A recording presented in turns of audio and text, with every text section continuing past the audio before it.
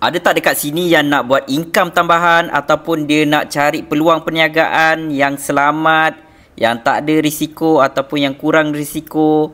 Jom saya sharekan. Suri rumah ke, pelajar, guru, pencen, doktor, semua boleh buat sebab memang senang. Public Gold, iaitu menjadi dealer emas di Public Gold. Sebab apa mudah, sebab apa senang? Jom saya sharekan lagi. Pertama, tak perlu simpan stok. Yang ni yang paling best sekali. Sebab masalah utama yang dihadapi bila kita nak join apa-apa jualan, kita kena beli stok dan kita kena simpan stok. Memang sangat-sangat pening. Kalau stok tu tak habis dijual, macam saya cakap tadi, tak perlu habiskan stok. Kan? Dekat Public Gold ni, tuan-tuan puan-puan tak perlu risau nak kena habiskan stok, nak kena habiskan emas.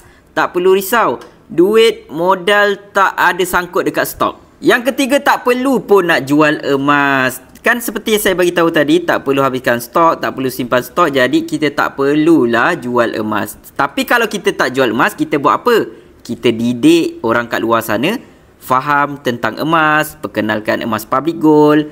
Kita ajak orang menabung emas di Public Gold. Yang keempat, tiada risiko pun buat bisnes Public Gold ni. Sebab kita beli emas, emas tu dapat dekat tangan kita sendiri. Lepas tu kita hanya introduce, memperkenalkan Public Gold kepada rakan-rakan, family, kawan-kawan, kenalan dan sebagainya.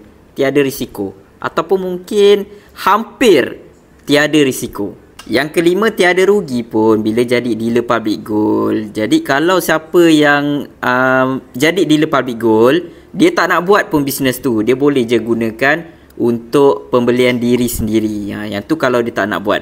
Kalau dia nak dapat income lebih, dia introduce lah, perkenalkanlah Public Gold kepada orang luar. Yang keenam, tak pening kepala urus staff ataupun sewa premis.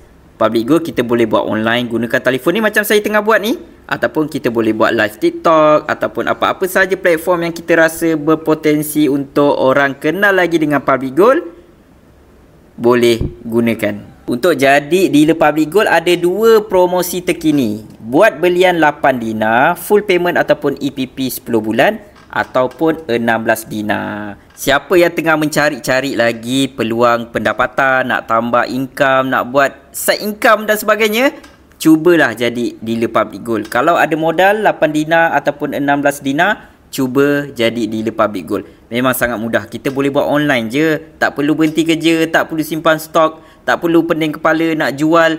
Memang mudah sebab kita ada training yang cukup banyak. Kepada sesiapa yang nak tahu peluang pendapatan bersama Public Gold, nak tahu lebih detail, boleh hubungi saya. Tapi syaratnya mudah je. Anda belum lagi ada akaun Public Gold lah. Kalau dah ada akaun Public Gold, boleh hubungi introducer masing-masing. Kalau belum lagi ada akaun Public Gold, boleh hubungi saya untuk saya bantu, saya terangkan macam mana Public Gold ni boleh kita buat passive income 4 hingga 5 angka dengan mudah saja. Gunakan telefon, gunakan laptop, online dan sebagainya. Jom Public Gold, jom kita buat passive income bersama Public Gold.